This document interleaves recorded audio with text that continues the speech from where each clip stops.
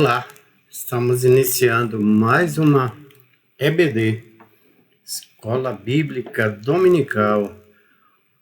Hoje são 6 de julho de 2025. Estamos iniciando o terceiro trimestre desse ano.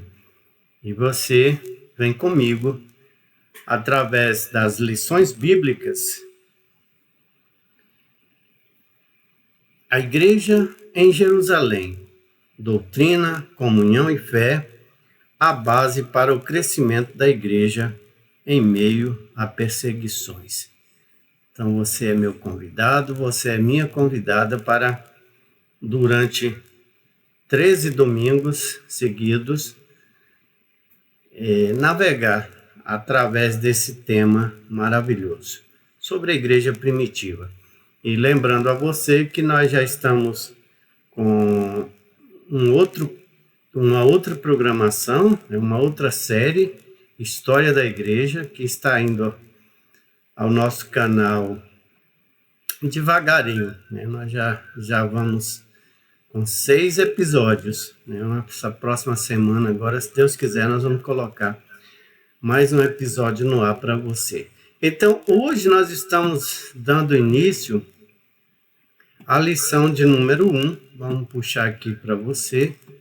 Hoje eu fiz uma mudança significativa aqui na minha mesa de som, né, no meu estúdio. E é como sempre, né? Eu sempre estou meio enrolado aqui quando se trata de transmissão. É eu sozinho, então você está vendo aí na sua tela.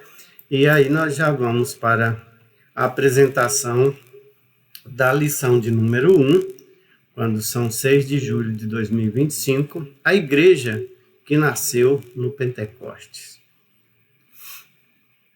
E todos foram cheios do Espírito Santo e começaram a falar em outras línguas, conforme o Espírito Santo lhes concedia que falassem. Atos, capítulo 2, versículo 4. A igreja nasce no Pentecostes, capacitada pelo Espírito para cumprir sua missão. Então, hoje você vai ver mais uma situação interessante, o início da igreja cristã. Eu não estou gostando Nossa tela está muito escura, não está? Deixa eu ver se eu consigo melhorar ela aqui para você.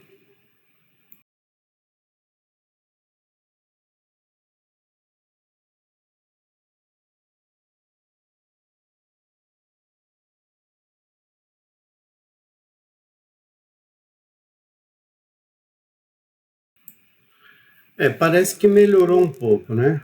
Tá um pouquinho mais claro. Só que aí fica com isso aqui, ó. Tá vendo? Ó.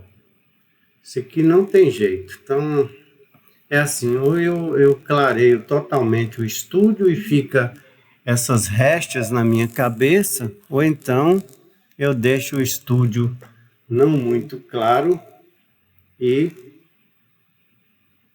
tiro essas restas. Mas isso aí não é tão importante assim, não. O mais importante é o que você vai aprender hoje, através da palavra de Deus. Então, vamos lá.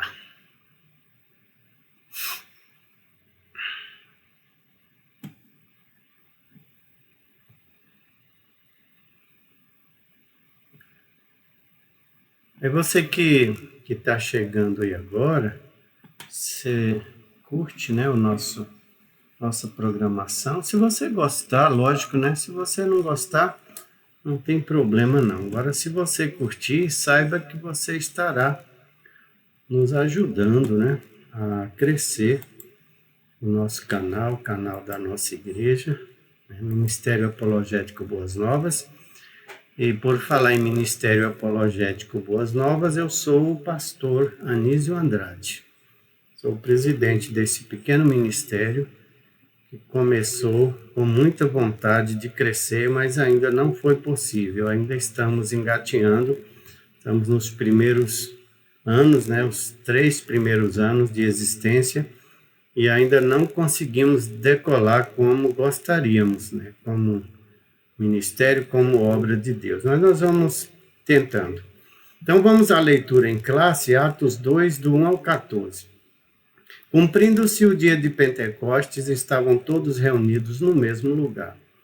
E de repente veio do céu um som, como de um vento veemente e impetuoso, e encheu toda a casa em que estavam assentados.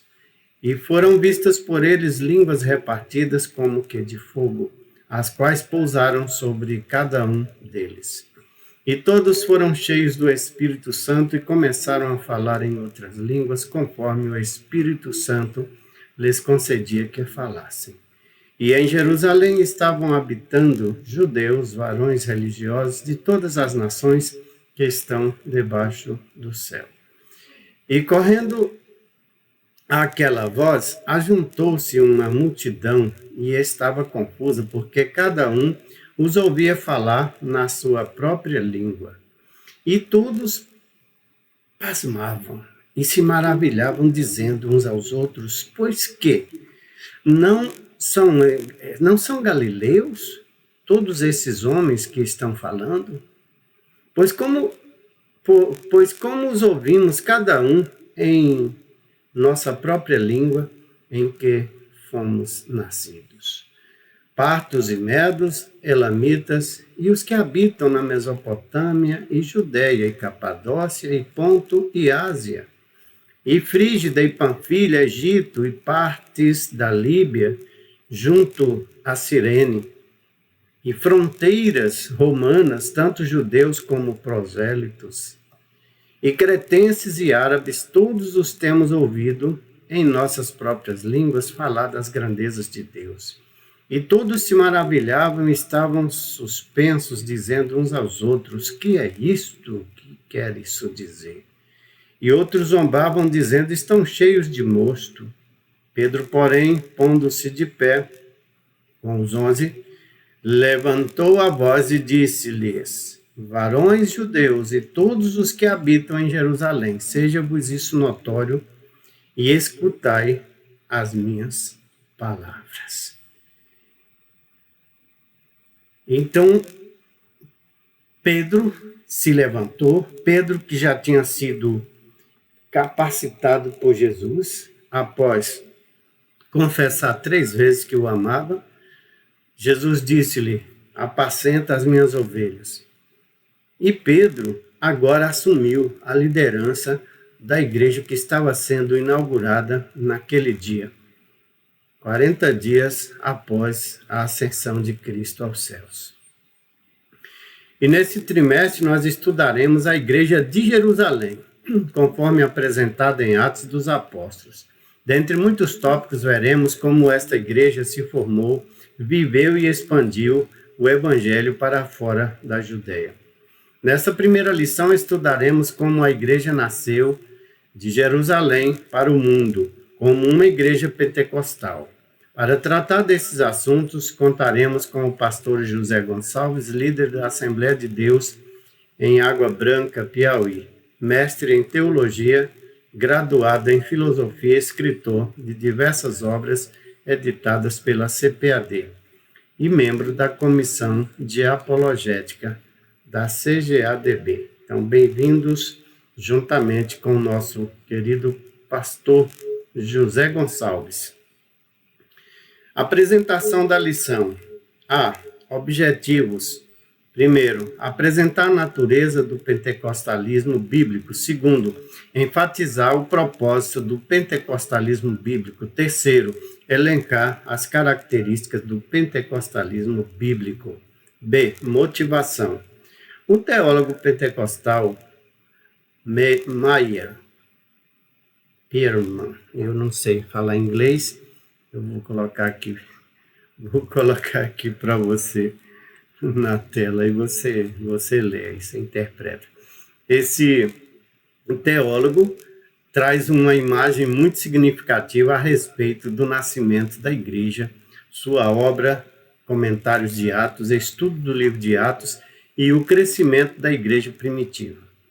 Ele nos diz que Jesus planejou a igreja durante seu ministério terreno, mas deixou o seu assessor, o Espírito Santo, a missão de erguê-la e, consequentemente, colocá-la na história.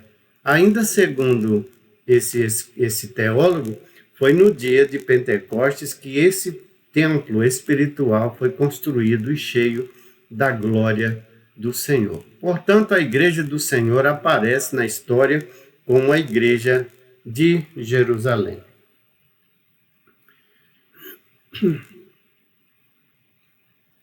Ao concluir essa lição, você deverá saber da aplicação, que após fazer toda a exposição dos tópicos dessa lição, nós vamos aplicar as verdades estudadas, mostrando que o Pentecoste é o Espírito Santo habitando a Igreja de Cristo de maneira visível e, consequentemente, nos crentes da igreja local.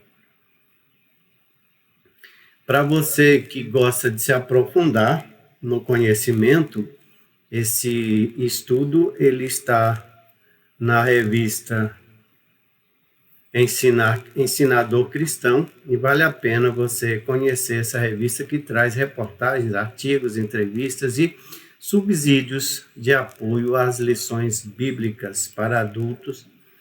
Na edição 102, página 36, você vai encontrar um subsídio especial para esta lição. B. Auxílios especiais. Ao final do tópico, você encontrará auxílios que darão suporte na preparação dessa aula. Então, isso aqui é para o professor, né? E eu estou passando para você o cabeçalho dessa nossa lição de hoje. Primeiro ponto, o texto, o dia de Pentecostes. Localizado após o primeiro tópico, traz o episódio do dia de Pentecostes como um acontecimento do Espírito Santo. 2. No final do terceiro tópico, o texto, falar em línguas, aprofunda o papel das línguas no derramamento do Espírito. Introdução à lição de hoje. A igreja nasceu no dia de Pentecostes. Esse evento marcou o início de uma nova era, a era da igreja. O Pentecostes era uma das festas mais importantes dos judeus e acontecia 50 dias depois da Páscoa. Foi nesse dia especial que Deus derramou o Espírito Santo sobre todos os discípulos, batizando-os. O derramamento do Espírito no Pentecostes marca o início da igreja como uma comunidade de profetas, como foi profetizado por Joel no capítulo 2, versículo 28. No livro de Atos, Lucas ensina que esse acontecimento tinha um significado especial para o fim dos tempos, pois já havia sido anunciado pelos profetas do Antigo Testamento. Além disso, o Pentecostes foi uma prova clara de que Jesus havia ressuscitado. O propósito desse derramamento do Espírito Santo foi dar poder à igreja para testemunhar de Cristo ao mundo e levá-la à verdadeira adoração. Isso é o que veremos na lição de hoje. Palavra-chave. Vamos botar a palavra-chave aí para você. A palavra-chave é Pentecostes. E o tópico de número 1, a natureza do Pentecostes bíblico. Primeiro ponto, de natureza divina. Lucas relata que, por ocasião do derramamento do Espírito Santo no dia de Pentecostes, foi ouvido do céu um som como de um vento veemente e impetuoso que encheu toda a casa em que estavam assentados. Atos 2:2. E que foram vistas por eles línguas repartidas como que de fogo. Atos 2:3. Os estudiosos da Bíblia explicam que esses sinais são manifestações da presença de Deus, chamados de teofanias. Isso significa que Deus se revelou de maneira visível e audível, assim como fez no Monte Sinai. quando entregou a lei a Moisés. Naquela ocasião, houve trovões, relâmpagos e um som forte, e o povo ouviu a voz de Deus e viu um grande fogo. Êxodo 19:16. Moisés depois lembrou ao povo desse momento, dizendo: desde os céus te fez ouvir a sua voz para te ensinar, e sobre a terra mostrou o seu grande fogo. Ouvistes as suas palavras do meio do fogo. E essa última frase está em Deuteronômio 4, versículo 36. O segundo ponto é um evento paralelo ao Sinai. Um evento paralelo ao Sinai. Assim como no Sinai, onde a presença de Deus se tornou real como uma das experiências mais marcantes na história do antigo povo de Deus, e de uma forma muito mais gloriosa e profunda, o Pentecostes marcou o encontro do Espírito de Deus com a igreja. Pentecostes, portanto, é a experiência do Espírito Santo. Lá no Sinai, a letra da lei foi escrita em tábuas de pedras, Deuteronômio 9, 10 e 11. Aqui, no Pentecostes, a palavra de Deus foi escrita nos corações, conforme profetizou Jeremias 31, 33, e conforme citou Paulo aos Coríntios na segunda carta, capítulo 3, versículo 3. Terceiro ponto, centrada em Cristo e nos tempos finais. Na sua pregação no dia de Pentecostes, Pedro deixou claro que esse evento estava totalmente ligado a Jesus. Ele mostrou que o derramamento do Espírito estava diretamente relacionado à morte, ressurreição e ascensão de Cristo, conforme Atos 2, 23 e 24, e também 32 e 33. Isso significa que, embora o Pentecostes seja uma manifestação do Espírito Santo, ele também é cristocêntrico, ou seja, tem Cristo como seu centro. Sem a cruz de Cristo, o Pentecostes perderia seu verdadeiro significado, pois não há Pentecostes sem cruz. Além disso, Pedro explicou que o Pentecostes foi o cumprimento da profecia de Joel, capítulo 2, versículo 28, que anunciava que Deus derramaria o seu Espírito sobre toda a humanidade. Quando Pedro usou a expressão nos últimos dias, Atos 2,17, ele mostrou que esse evento tinha um significado escatológico, ou seja, estava ligado ao plano de Deus para os tempos finais. Então eu quero colocar para você, ampliando o conhecimento, algo aqui que vem anexo à nossa revista, um vento veemente e impetuoso, línguas de fogo.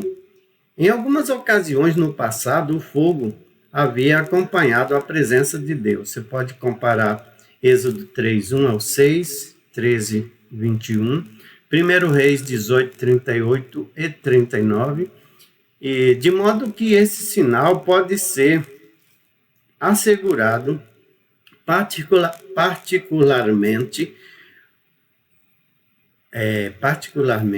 os crentes judeus, tá? De que o que estava acontecendo realmente vinha de Deus. O fogo também pode ser simbolizado a maneira como o povo de Deus foi consagrado, isso é, separado, purificado para a obra e o propósito de trazer honra a Cristo. João 16, 13 e 14.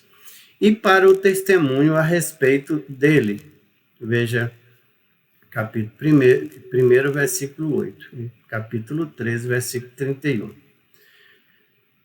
Amplie mais o seu conhecimento lendo a Bíblia de Estudo Pentecostal, edição global, editada pela CPAD, na página 1924. Em resumo, o Pentecoste bíblico é um evento de natureza divina, centrado em Cristo e nos tempos finais. Auxílio bíblico teológico. O dia de Pentecostes. Capítulo 2, do 1 ao 41. A festividade judaica do dia de Pentecostes assume novo significado em Atos 2, pois é o dia no qual o Espírito prometido desce em poder e torna visível o avanço do Evangelho até os confins da terra.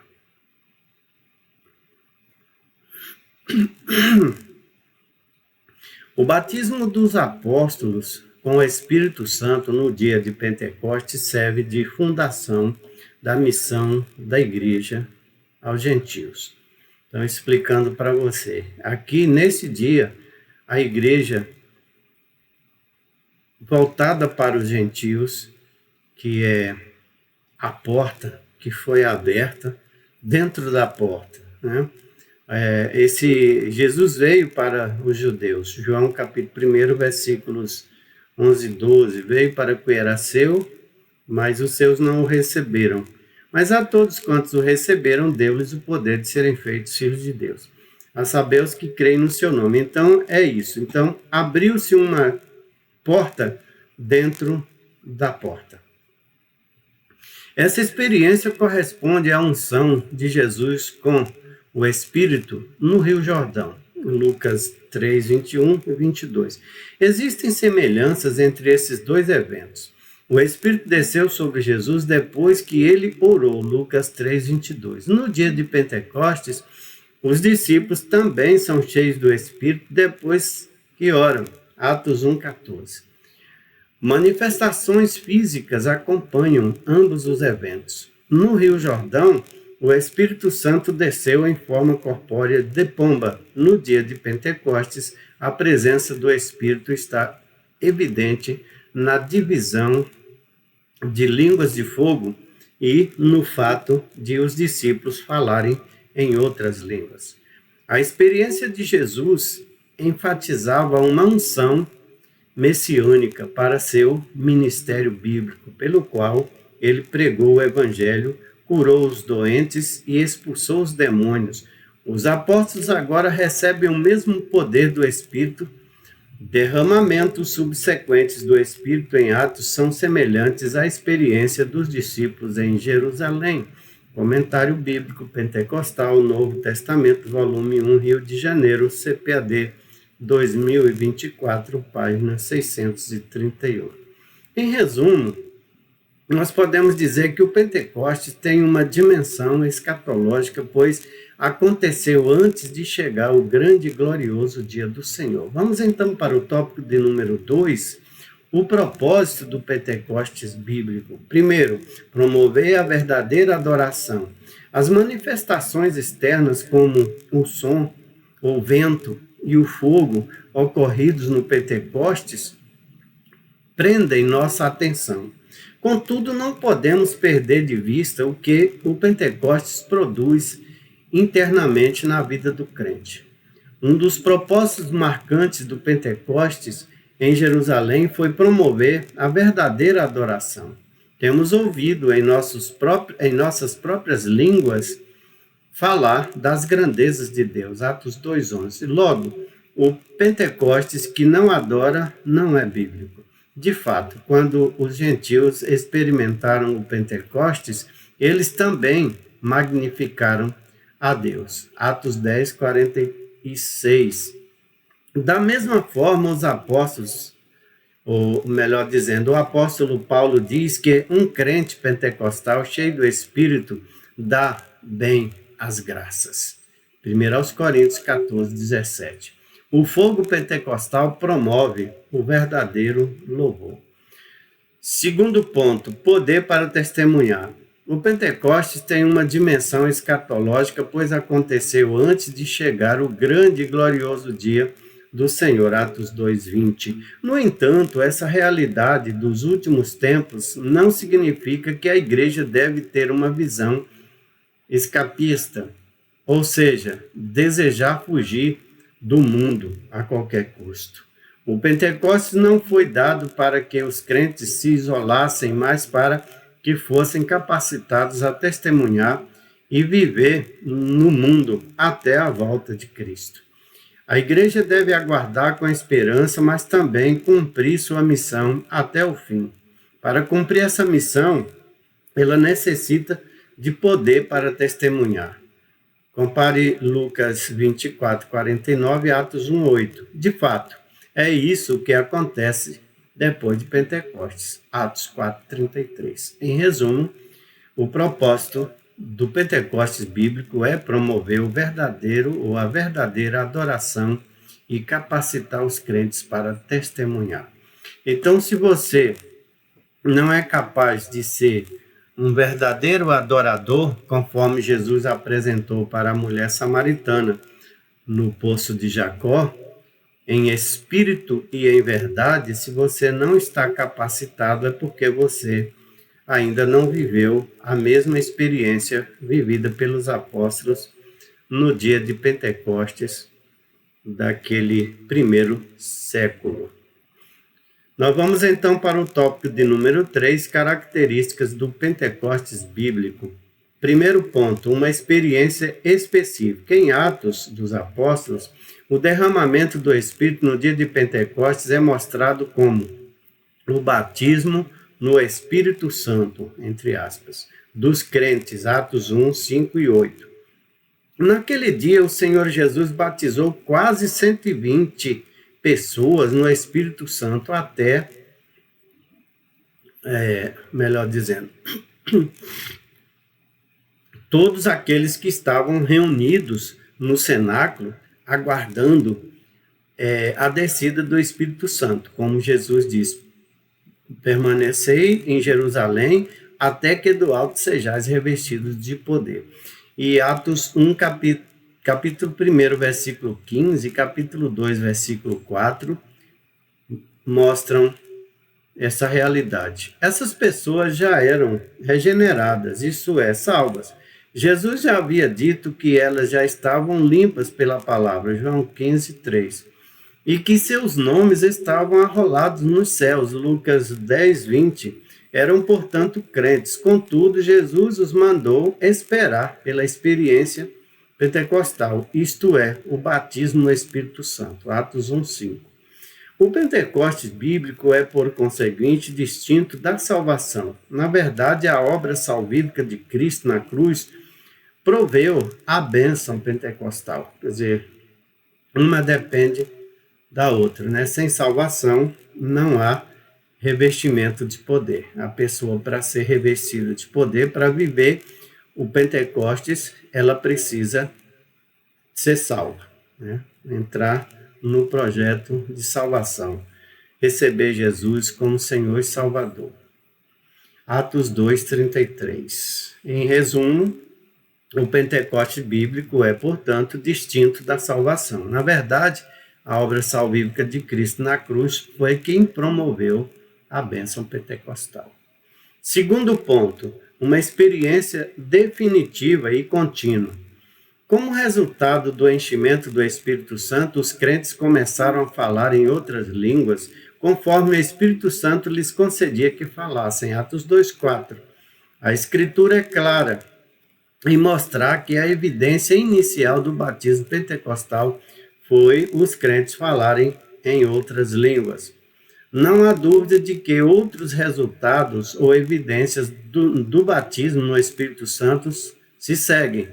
Contudo, foi o falar em línguas, não o sentir uma grande alegria ou mesmo um amor afetuoso demonstrado por eles, que deixou os crentes judeus convencidos de que os gentios haviam recebido o batismo no Espírito Santo. Atos 10, 44 ao 46. O que o comentarista aqui está querendo dizer, para você entender melhor, é que nós entendemos que todas as vezes que uma pessoa, ou seja, cada pessoa que é batizada no Espírito Santo, o sinal visível e audível é o falar em línguas. Nós podemos, muitas vezes, as pessoas ficam meio confusas, porque aqui os judeus, os discípulos, os apóstolos e todos aqueles que foram batizados, eles falavam em línguas pátrias, línguas nacionais, né? E hoje, os crentes, ao receberem o batismo no Espírito Santo, falam um tipo de língua ininteligível, né? E aí nós chamamos isso de glossolalia, né? Que é a evidência do batismo do Espírito Santo, com o Espírito Santo, não necessariamente você falar uma língua estrangeira que você não conhece. Porque no primeiro dia, no dia de Pentecostes, foi isso que aconteceu. Os discípulos, os apóstolos, falaram em línguas não conhecidas por eles. Tá certo? Bem explicado isso aí. Então, o terceiro ponto, as línguas e o amor. A evidência física inicial ou sinal do batismo no Espírito Santo foi o falar em outras línguas.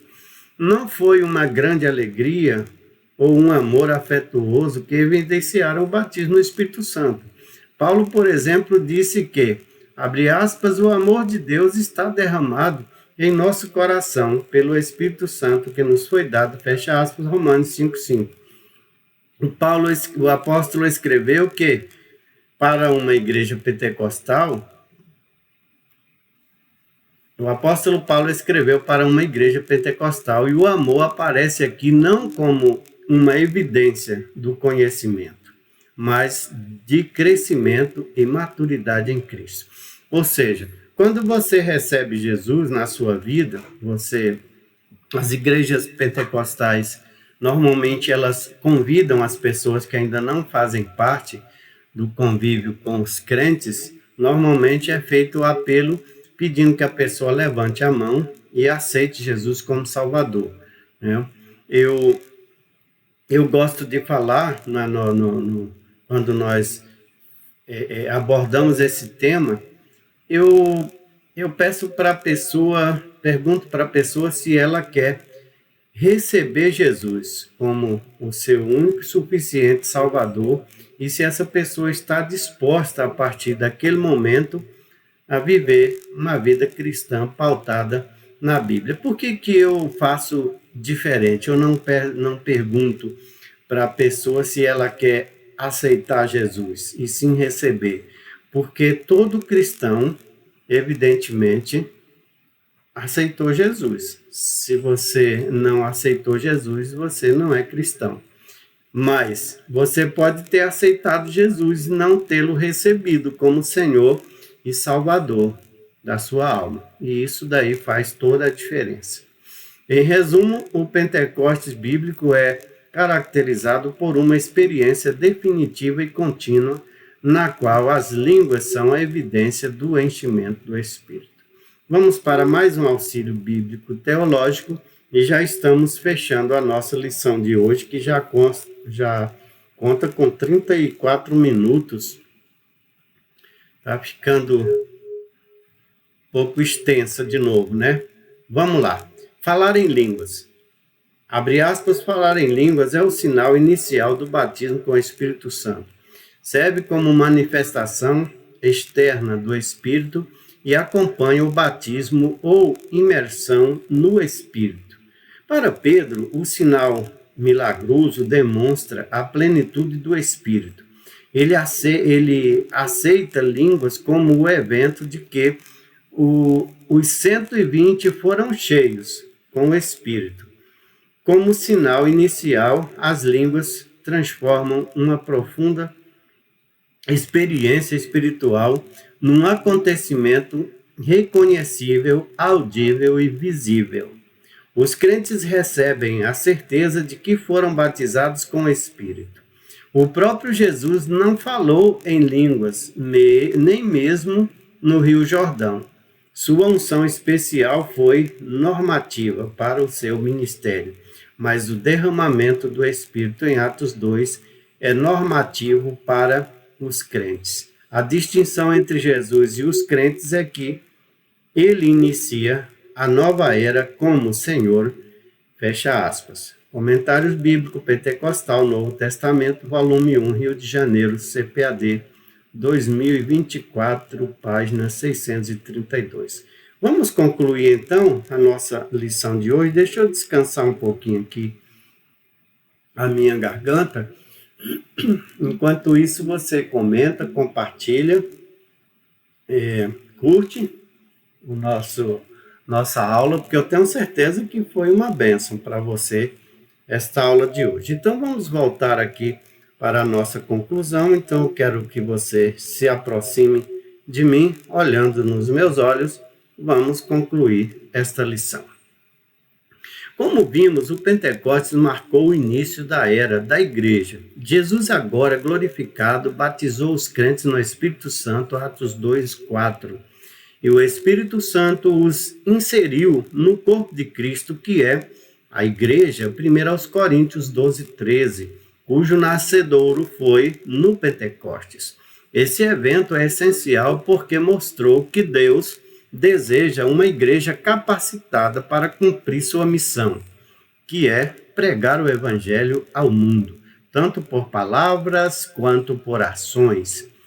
No entanto, essa missão só pode ser realizada com êxito pelo poder do Espírito Santo. Então, aqui nós terminamos a primeira lição, né? Estamos aqui inaugurando ou introduzindo o terceiro e penúltimo trimestre de 2025. Temos mais o quarto, para fechar o ano. E essa lição, eu achei ela muito importante e eu quero que você preste bem atenção e não perca nenhuma dessas lições. Deixa eu conferir aqui para você, são realmente 13 lições, que quando tem um problema aí, dependendo quando é ano bissexto, às vezes até tem uma lição a mais, né? Mas esse ano foi um ano normal, creio eu, nem prestei atenção, só sei que são 13 lições. Vamos então mostrar para você, eu vou apresentar para você a próxima lição. Nós vamos falar agora da Igreja de Jerusalém, um modelo a ser seguido, tá? Vou colocar aí na tela para você. Deixa eu ver aqui. Pronto, tá tudo aí na sua tela. Então, a Igreja de Jerusalém, um modelo a ser seguido. Eu quero que você esteja comigo no próximo domingo, para que a gente possa acompanhar juntos, né, o desenrolar desse maravilhoso tema, que é a Igreja em Jerusalém. Foi uma igreja que serviu de modelo para o cristianismo mundialmente falando. Então eu já estou indo embora, quero me despedir de você, pedindo a Deus que abençoe a sua vida, a sua casa, a sua família, que Deus abençoe tudo que você tem, que você possui, tudo que você administra, o seu local de trabalho, a sua fazenda, a sua roça, tudo mesmo que você tem, a sua esposa, seus filhos, os seus familiares, que possam ser alcançados com a graça de nosso Senhor Jesus Cristo, com o amor de Deus e os dons do Espírito Santo, não só agora, mas para o resto das nossas vidas. Que Deus nos abençoe. Então, até breve. Eu aguardo vocês nos próximos episódios da História da Igreja. Logo, logo estaremos colocando mais um episódio da História da Igreja. Nós vamos falar a respeito dos pais da igreja. Não, os pais da igreja já foi. Agora nós vamos falar a respeito dos 4 grandes líderes. Deixa me ver aqui. Opa. Eita Deus. História da igreja.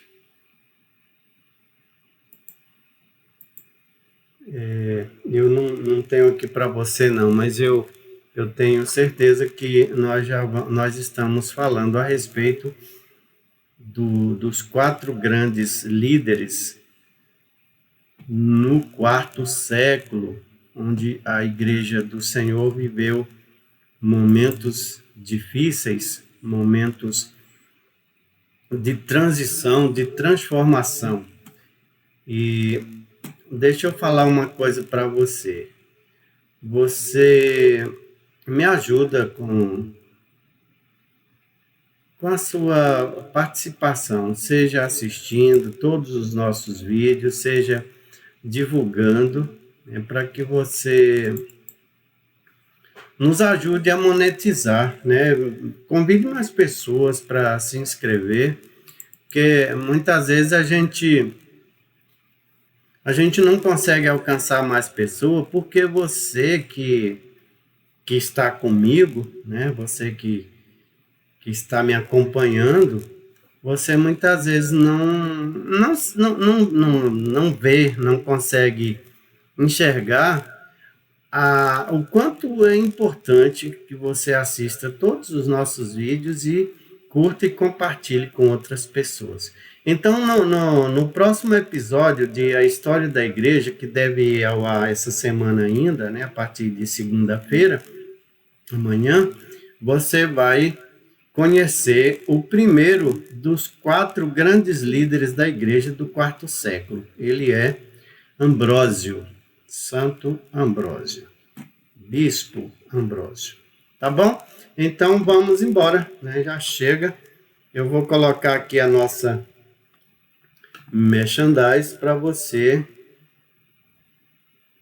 ficar ligado aí, curtindo, compartilhando, divulgando o nosso trabalho.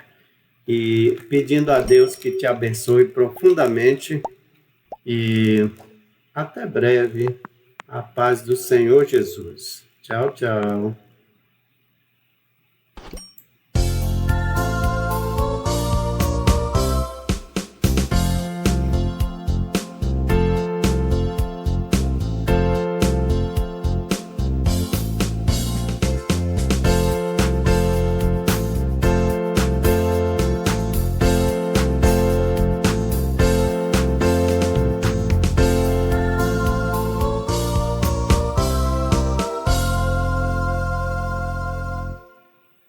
Shalom Adonai.